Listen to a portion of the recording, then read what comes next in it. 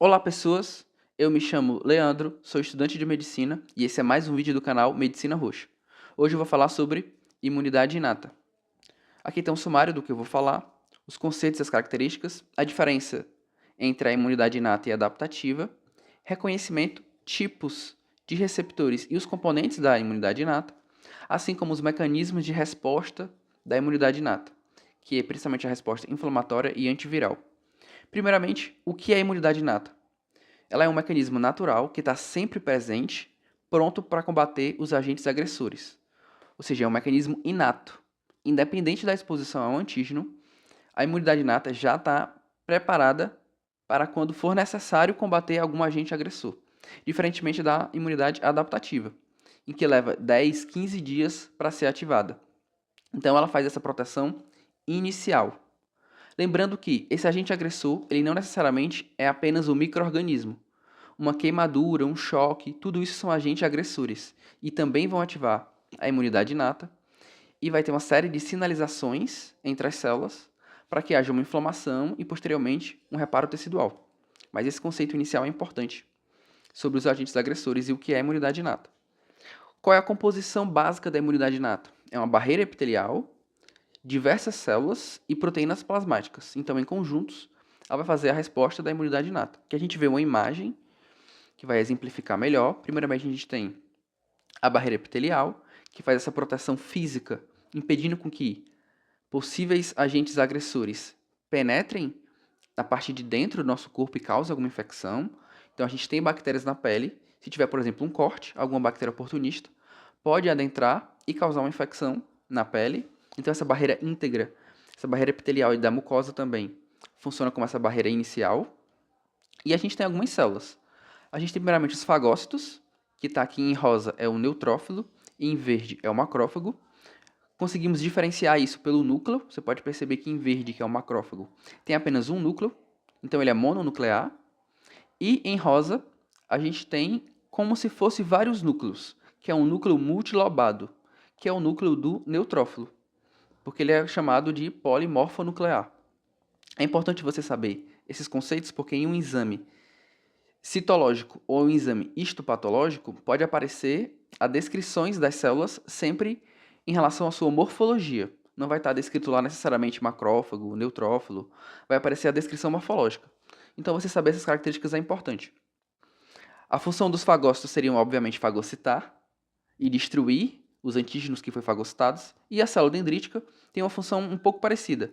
Mas depois que ela consegue englobar um antígeno, ela vai processar na parte de dentro da célula, da célula dendrítica, e vai conseguir fazer a apresentação aos linfócitos. Aí ela vai conseguir ativar os linfócitos T. Se você não tem tanta familiaridade com essas células da imunidade inata, aqui no canal tem uma playlist de imunologia em que eu explico sobre as células. E você vai conseguir absorver melhor as informações se você tiver uma noção maior sobre a introdução da imunologia e sobre as células da imunidade inata. Então essa é a função básica da célula dendrítica. A gente também tem os mastócitos, que tem vários pontinhos aqui que são grânulos. Esses grânulos são importantes para estimular também a inflamação. A gente tem as células natural killer, que vão induzir a morte celular programada, a apoptose, de células que foram infectadas. Então ele induz essa morte. É uma célula citotóxica. E a gente tem o complemento, que são proteínas plasmáticas que vão se ligar ao patógeno ou algum antígeno, vão neutralizar e vão favorecer a destruição dele, seja direta ou indiretamente. Mas todos esses detalhes eu vou dar um pouco mais na frente. Primeiramente, as características da imunidade inata. A gente tem a defesa física e química, como eu falei, tanto a pele quanto as mucosas faz essa proteção física, impedindo com que avance algum patógeno, mas ela também produz substâncias que são antimicrobianas, que são as catalicidinas e as defensinas, que vão impedir com que o patógeno se prolifere naquele ambiente.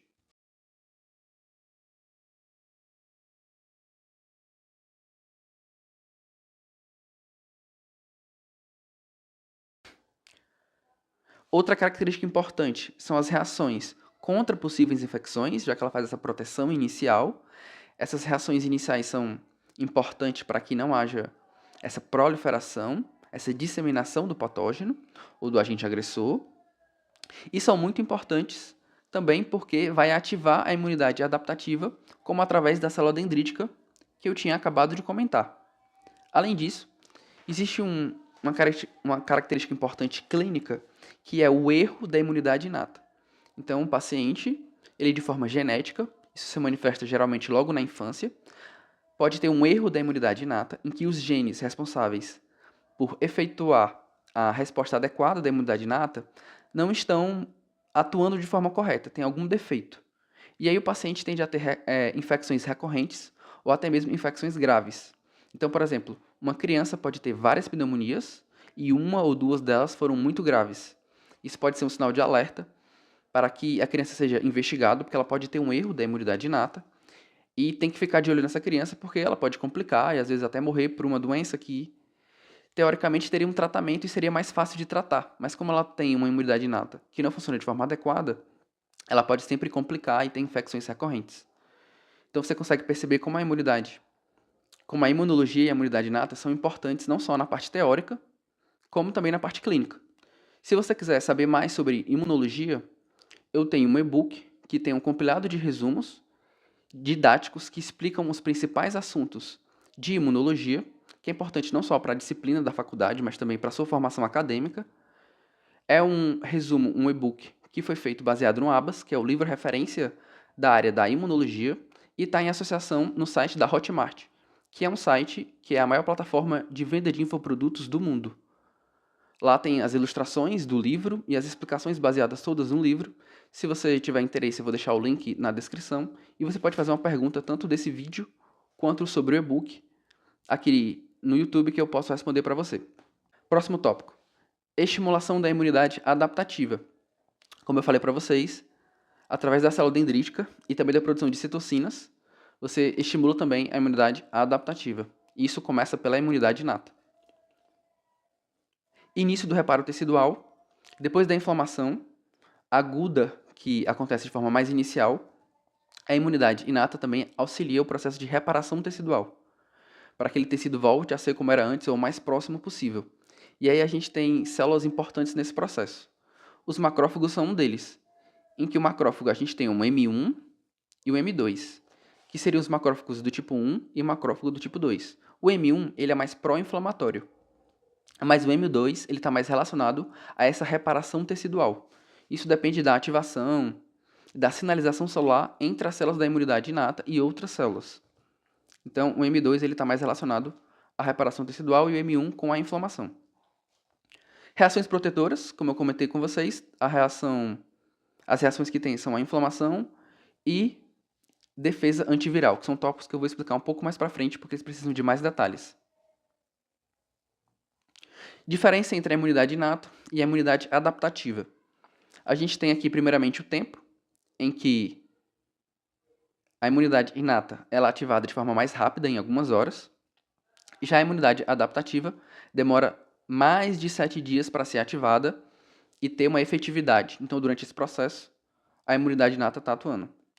Além disso, a gente tem outras características, como a magnitude, em que, decorrente de uma reexposição ao mesmo antígeno, a imunidade inata ela não tem uma diferença de resposta, mas a imunidade adaptativa vai ter uma diferença de resposta, sendo uma magnitude maior e mais rápida, porque a imunidade adaptativa tem células de memória. Então, assim que você se expõe novamente ao mesmo antígeno, ao mesmo agente agressor, a resposta da imunidade adaptativa é mais rápida e maior e mais forte. Outra característica diferente é a especificidade, em que a imunidade inata ela reconhece os antígenos por padrões. Ela é mais inespecífica. Já a imunidade adaptativa ela é antígeno específica. Então as células são muito específicas para cada pedaço do patógeno, que são os antígenos. Se você não está tão familiarizado também com o conceito de antígeno e patógeno, eu tenho um vídeo aqui explicando a diferença entre eles. Porque geralmente um patógeno ele tem mais de um antígeno. Antígeno podem ser fosfolipídios, proteínas, carboidratos. E um patógeno geralmente vai ter mais de um desses, não apenas um. Então antígeno e patógeno não necessariamente são a mesma coisa. E por último, o padrão de reconhecimento antigênico, em que, como eu comentei, Na imunidade inata são por padrões, e na imunidade adaptativa é um reconhecimento antígeno específico. Para a nível de ilustração, a imunidade inata ela tem cerca de 1000 receptores. E a imunidade adaptativa ela tem cerca de 10 elevado a 12 receptores. Então são milhões e milhões de possibilidades. Inclusive produção de anticorpo também. Então você pode perceber que a variação da imunidade adaptativa é muito maior e ela é mais específica. Sobre o reconhecimento. A imunidade inata, como eu já comentei, ela reconhece por meio de padrões. Como funciona isso? Por exemplo, a gente tem aqui uma bactéria, essa bactéria tem uma proteína X, a bactéria A. Mas tem uma bactéria B, que também tem essa mesma proteína X. E tem outra bactéria C, que pode ter essa mesma proteína X. Então, através de padrões moleculares, a imunidade inata atua. Tem várias moléculas que são comuns entre diferentes espécies de patógenos, entre diferentes vírus, nucleotídeos diferentes, aliás, o mesmo nucleotídeo, mas em vírus diferentes, ou entre alguma parte da membrana de diferentes bactérias, de fungos. Então, por padrões, a imunidade inata consegue atuar. Aí a gente tem dois tipos de padrões, que são, primeiramente, o padrão molecular associado ao patógeno, que é o primeiro que eu vou explicar, que tem a sigla de PUMPs. Essa sigla vem do inglês, e esse nome é muito comum, você pode ver algum livro ou algum material que vai ter esse nome. Então, significa padrão molecular associado ao patógeno, ou seja, é uma molécula, como eu acabei de explicar na imagem anterior, sobre uma molécula que é em padrão em diferentes espécies. Aí eu posso aqui dar um exemplo mais específico, trazendo mais para a realidade. Por exemplo, em bactérias gram-positivas, tem uma molécula que tem nas bactérias gram-positivas, que é o ácido lipoteicoico. Então, o ácido lipoteicoico é uma molécula presente nas bactérias gram-positivas e não apenas em uma espécie. Então, por esse padrão, a imunidade inata consegue reconhecer e atuar. E nas bactérias gram-negativas, tem outra molécula muito importante que você vai sempre ouvir falar, é o LPS, que é o lipopolissacarídeo, que é presente nas bactérias gram-negativas.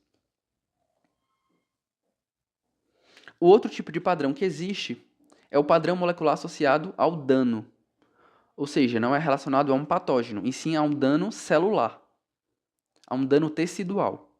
Então, no caso de uma queimadura, as células vão ser danificadas e vão morrer, se expor pedaços da célula e proteínas que deveriam ser intracelares estar no meio extracelular. A célula consegue reconhecer esse padrão. Tem substâncias aqui que não eram para estar aqui. Isso significa que algumas células estão morrendo, outras estão sendo danificadas.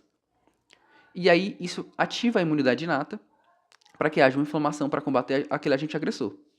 Um exemplo de proteína intracelular que poderia ativar seriam as chaperonas, em que é uma proteína intracelular que vai ativar a imunidade inata. E ela não deveria estar no meio extracelular. Por isso que ela é reconhecida. Os tipos de receptores. A gente tem vários tipos de receptores, mas o principal deles é o tipo TOL, que é o TLR. O receptor tipo TOL vai de 1 a 9. Eu vou dedicar um slide só para ele. Mas ele é o principal tipo e vai reconhecer esses padrões moleculares tanto associados ao dano, que são os DUMPs, e associado ao patógeno, que são os PUMPs. Aí a gente tem outros tipos, que são o NOD, que são um grupo de receptores citosólicos, ou seja, estão no meio do citosol, em que vai reconhecer também PUMPs e DUMPs e vai estimular a inflamação. Outro tipo, inflamassomos. É um conjunto bem grande de proteínas que vão reconhecer esses padrões e estimular a inflamação, por isso que são chamados de inflamassomos. E tem outros tipos mais secundários, mas só a nível de curiosidade, apenas para você não achar que só existe o tipo TOL. A gente tem receptores de lectina tipo C, para carboidratos microbianos, a gente tem receptores scavenger e receptores do tipo Hig. Mas, de todos eles, os mais importantes são os receptores do tipo TOL. Em humanos, tem de 1 a 9, e eu vou mostrar aqui um pouco de cada um para vocês. A gente tem aqui o tipo 1 e 2, em que eles conseguem reconhecer lipopeptídeos bacterianos. O tipo 2 também consegue reconhecer peptídeo glicano bacteriano, que é da parede celular da bactéria. O tipo 4, o LPS, que eu tinha comentado com vocês. O tipo 5, flagelina bacteriana. O tipo 2 e 6, lipopeptídeo bacteriano. E tudo isso na parte da membrana extracelular das células da imunidade inata. Então são proteínas integrais nessa parte, principalmente nessa parte exterior da membrana. Vão reconhecer nessa parte exterior e vai ter um efeito biológico através dessa parte interior aqui. Certo? Aqui você pode perceber que a estrutura básica são várias leucinas associadas. E aí, depois que isso é reconhecido, tem um efeito biológico aqui com ativação de várias proteínas. Mas antes disso, destacar que existe ainda receptores intracelulares que vão reconhecer nucleotídeos, como a gente vê aqui, RNA e DNA. Após o reconhecimento, vai ter a transdução de sinal, que é justamente essa cascata de ativação. Você reconhece o antígeno na parte exterior do receptor. Depois vai ter uma cascata de reações em que uma proteína vai ativar outra proteína, que vai ativar outra proteína, que vai ativar muitas vezes gene de transcrição para produzir proteínas específicas, para ter o efeito biológico, reconhecendo que precisa combater aquele agente agressor. Então, por exemplo, imagine que entra uma bactéria. Aí o pedaço dessa bactéria ativa uma célula da imunidade inata a partir do receptor TOL. Vai ter que ser produzido mais citocinas, mais receptores para reconhecer mais esses antígenos, porque não vai ser apenas um. Vai ter que produzir mais enzimas para poder digerir aqueles antígenos, no caso de fagócitos. Então, esse efeito biológico é a partir do reconhecimento, que são as vias de transdução de sinal. Aqui sobre os componentes. Já tinha explicado para vocês sobre a barreira epitelial, sobre a célula dendrítica, que vai ativar os linfócitos T. A célula natural killer, células linfóides, mastócitos e moléculas efetoras solúveis, que são proteínas plasmáticas, que estão no meio extracelular. Primeiramente, dá um destaque para a célula natural killer. Depois eu dou um destaque maior para as outras que eu ainda não expliquei tão bem. A célula natural killer, ela faz o killer mesmo, a apoptose das células que foram infectadas ou que estão, de alguma forma, lesada, destruída pelo agente agressor. E ela faz isso a partir de duas enzimas, que são as perforinas e as granzimas. Então eu vou até anotar aqui.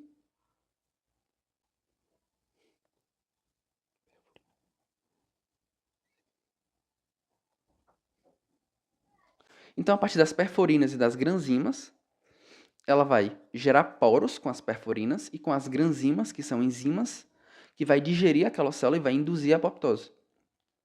E assim ela consegue matar alguma célula que está lesada ou que teve alguma infecção intracelular. É importante você eliminar essa célula que está infectada, porque o metabolismo daquela célula vai servir para replicar aquele patógeno, seja um vírus ou uma bactéria de infecção intracelular. Então, é dessa forma com que você consegue combater. E, além disso, as células natural killer, que são células citotóxicas, também produzem interferon gama. O interferon gama é uma citocina que vai ativar principalmente fagócitos, como nesse caso aqui que está na imagem, o macrófago, a ficar em um estado mais ativo, para ele produzir mais receptores, para poder reconhecer os antígenos, e principalmente para ele produzir enzimas, para quando ele conseguir fagocitar um antígeno, ele conseguir destruir com mais efetividade. E quando ele está nesse modo mais ativado pelo interferon gama, ele também produz uma citocina, que é a interleucina 12. Essa interleucina 12 ajuda também a ativar a célula natural killer, para que ela consiga fazer esse efeito de killing das células infectadas de modo mais efetivo. Então você pode perceber que é um sistema de feedback positivo. A natural killer produz interferon gama, que vai ativar o macrófago vai produzir interleucina 12, que vai ativar a natural killer e assim sucessivamente, até cessar aquele estímulo do agente agressor, e esse estímulo precisa ser diminuído através de outras células que vão fazer esse controle por feedback negativo. Eu comento um pouco sobre isso no vídeo, na aula de células do sistema imune.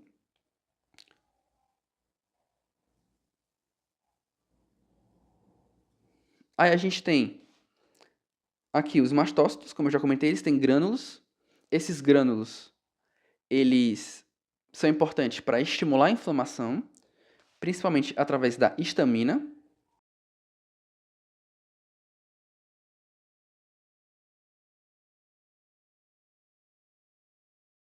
E também na produção de enzimas. Essas enzimas são importantes na digestão dos patógenos.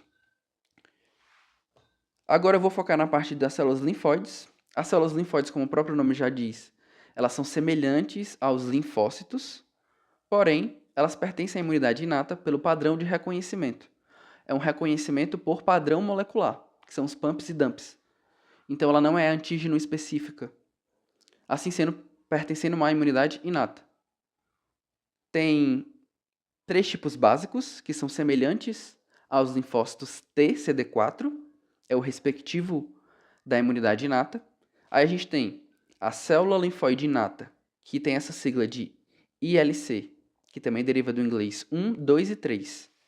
A do tipo 1 produz interferon gama e é importante na defesa contra vírus, ou seja, se é contra vírus, está relacionado à defesa contra infecções intracelulares.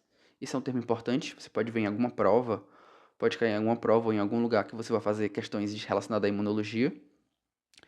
A do tipo 2 produz interleucina 5 e interleucina 13, e ela é importante na defesa contra helmintos, que são vermes, e contra uma inflamação alérgica, também está relacionada à alergia. A do tipo 3 produz IL-17 e IL-22, e é importante na função de barreira intestinal, também de infecção extracelular, ou seja, são algum outro parasita ou micro-organismo que esteja no meio extracelular fazendo essa infecção, ajudando a produzir muco e peristaltismo, que isso dificulta a fixação e a permanência desses patógenos nas mucosas e no trato digestório, e também participa da organogênese linfóide, ou seja, ela participa da produção e manutenção dos tecidos linfóides, porque ela secreta uma outra citocina chamada de TNF, que é o fator de necrose tumoral. Então, esses são os tipos básicos das células linfóides inatas. E aí eu quero traçar um paralelo, se você já conhece um pouco sobre células da imunidade adaptativa, entre essas células da imunidade inata com a da imunidade adaptativa. A natural killer é uma célula citotóxica e ela induz a apoptose de células que estão infectadas. O paralelo dela na imunidade adaptativa é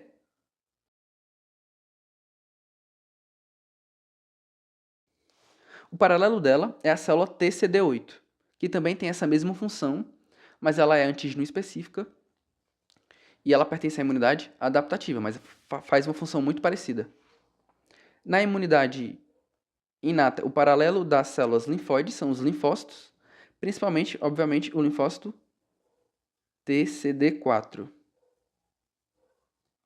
E aí o paralelo entre essas células linfóides inatas e os linfócitos TCD4 são a seguinte. O linfócito TCD4, ele tem um tipo de célula, um subtipo de célula, que é o TH1, que tem uma função muito parecida com a ILC1. Também produz interferon gama e também é importante na defesa contra vírus. Já o tipo 2 é a célula TH2, que também produz essas mesmas citocinas, é importante contra helmintos e na inflamação alérgica. E o que seria o tipo 3 na célula linfóide inata é o linfócito TCD4 subtipo TH17, que vai produzir essas mesmas citocinas e vai fazer essas funções aqui. Estou traçando esse paralelo porque tem algumas doenças que está relacionado com a prevalência de alguma resposta imune. Então é importante que você saiba essas informações. Não é apenas algo teórico. E para compreender também a fisiopatologia de doenças vai ser necessário isso, e muitas vezes o tratamento envolve a compreensão dessas células.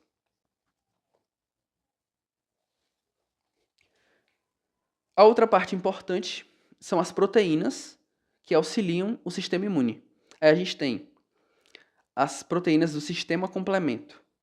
São várias proteínas que juntas vão ajudar na neutralização do patógeno ou de alguma toxina desse patógeno, direta ou indiretamente. Aí a gente tem proteínas de C1 até C9. Essas proteínas de C1 a C9, esse C obviamente é de complemento, e de C1 a C9 são a ordem em que elas foram descobertas. Não tem a ver com a ordem das reações, mas sim com a ordem que elas foram descobertas. Para fazer uma explicação detalhada disso seria algo muito longo, teria que ser um vídeo específico só para isso, e ainda assim ele seria longo. Então aqui eu vou falar só a visão geral, o básico do que você precisa saber sobre o sistema complemento. A gente tem basicamente 3 vias, em que em determinado momento vão ser iguais nas reações, mas o gatilho inicial são diferentes. E aqui a gente tem uma imagem, essas imagens que eu estou trazendo são todas do ABAS. Estou trazendo as principais imagens para explicar de forma mais didática possível. Aí a gente tem a via clássica, a via alternativa e a via da lectina. Aqui a gente tem a iniciação da ativação do complemento. Aí a gente tem que na via clássica é um anticorpo que se liga ao patógeno, ao antígeno, e a partir dessa ligação do anticorpo com o antígeno, vai se ligar às proteínas do complemento. Na via alternativa, o complemento se liga diretamente ao antígeno. E na via da lectina, tem um receptor chamado lectina ligante de mannose, que vai fazer esse paralelo se ligando no antígeno e ativando o sistema complemento. Então, essas 3 diferenças na iniciação da ativação, e depois existe uma cascata de reações que são parecidas no começo e terminam sempre da mesma forma. Sobre a via clássica especificamente, depois que esse anticorpo se liga ao antígeno, o complemento do tipo C1 vai se ligar a esse anticorpo na porção FC e vai ativar a cascata de reações. Se você não sabe sobre a estrutura do anticorpo, tem um vídeo aqui explicando sobre anticorpo e antígeno. É importante que você saiba também.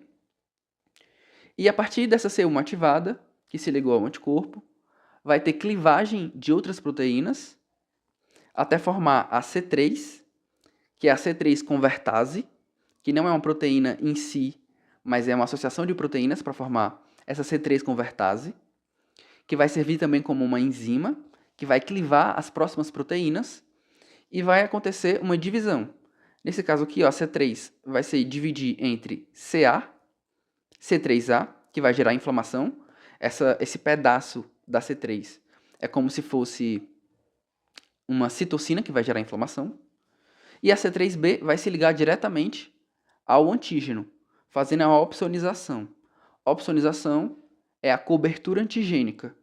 É quando uma proteína se liga a um antígeno e ela serve para sinalizar melhor aos fagócitos que aquilo ali é um corpo estranho e precisa ser destruído. É como se ela falasse, macrófago, aqui tem um antígeno. É como se ela avisasse para ele de longe. Aí o macrófago vai lá, consegue fagocitar e destruir aquele antígeno. Isso são opsoninas, que fazem opsonização. Faz essa cobertura para auxiliar o processo de fagocitose. Outra opsonina, que não é do complemento, são os anticorpos. Então essas são basicamente as principais opsoninas. Anticorpos e sistema complemento. Aí vai aparecer os outros pedaços, lembrando que é de C1 a C9, então são várias proteínas do complemento. Até que aparece a C5. A C5 também vai se dividir em C5A e C5B. A C5A vai funcionar como uma citocina que vai gerar mais inflamação. E a C5B também vai se ligar ao antígeno, funcionando como uma opsonina. Até formar o complexo, que é chamado de complexo de ataque à membrana, que é quando toda essa cascata de reação termina. E aí isso vai favorecer a lise do organismo. Vai quebrar pedaços da membrana, da superfície daquele patógeno e vai favorecer a destruição. Parecido com as catalicidinas e as defensinas, agem de forma muito semelhante. Na via alternativa, vai ter esse gatilho inicial, que vai se ligar diretamente ao antígeno, independente de anticorpo, porque lembra que o anticorpo ele demora muito tempo para ser produzido. E depois, em algum momento, vai aparecer a C3 convertase, que vai fazer essa mesma cascata de reação. E, posteriormente, a gente tem a lectina ligante de mannose, que tem uma estrutura parecida com a da C1 e depois vai acontecer a cascata de reação também. Essa é a visão geral sobre o sistema complemento. Lembrando, não é qualquer anticorpo que ativa a via clássica. Existem anticorpos do tipo secretado e anticorpos de membrana. Os anticorpos secretados que vão se ligar ao antígeno e ativar esse sistema é IgG, são os tipos IgG e IgM. Ok? Então, os anticorpos que participam desse processo, IgG e IgM.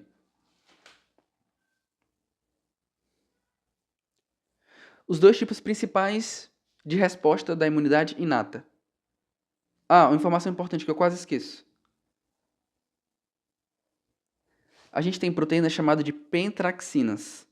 Esse nome de penta vem de pentâmeras, são proteínas pentaméricas, semelhantes ao IgM, que também é uma proteína pentamérica, que inclusive ativa a via clássica do sistema complemento. Então, essas proteínas também podem substituir um anticorpo, como o IgM, que também é uma proteína pentamérica, se ligar ao antígeno e ativar o sistema complemento na ausência de um anticorpo. Porque o anticorpo nem sempre vai estar presente, ele demora a ser produzido. Então, você tem várias formas de ativar o sistema complemento e favorecer a destruição, são vários mecanismos. E aí eu queria citar especificamente um tipo de pentraxina, que é importante, porque a pentraxina é uma família de proteínas, mas entre elas tem uma proteína chamada de proteína C reativa.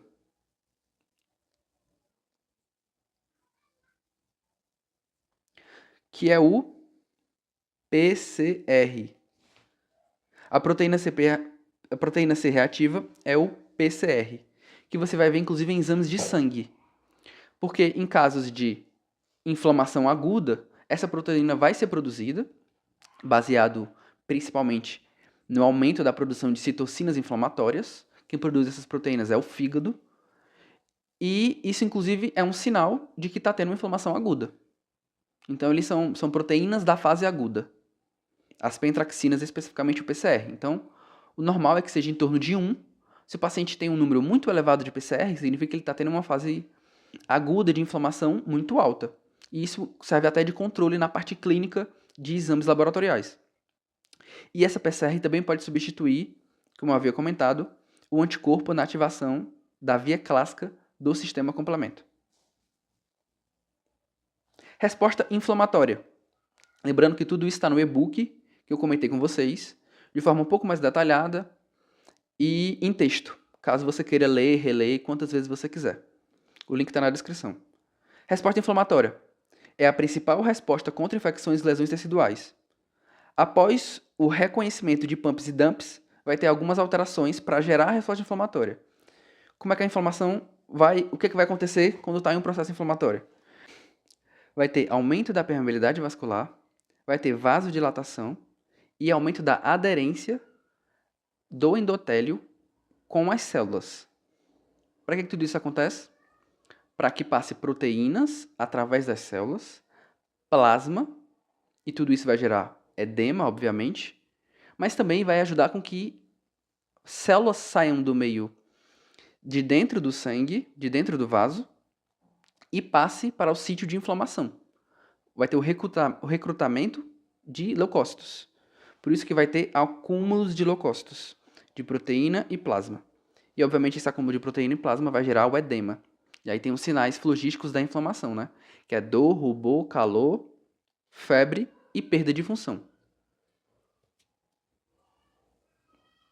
As citocinas mais importantes para esse processo inflamatório acontecer é a IL-1, IL-6 e TNF.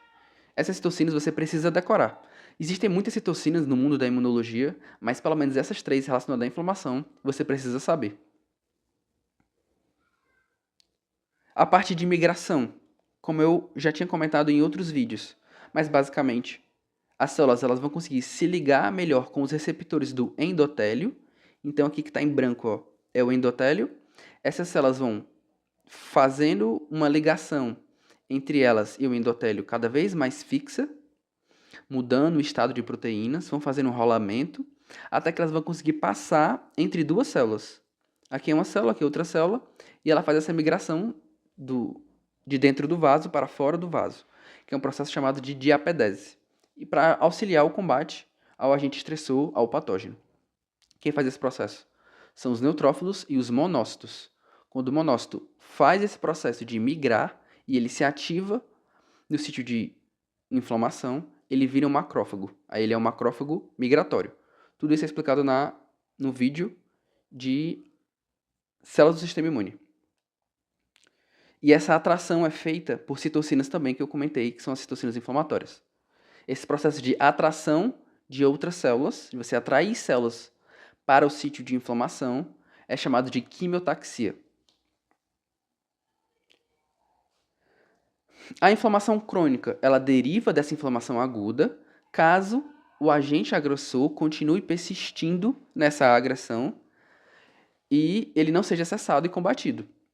Aí vai ter uma continuação na liberação de citocinas, inclusive citocinas da imunidade adaptativa.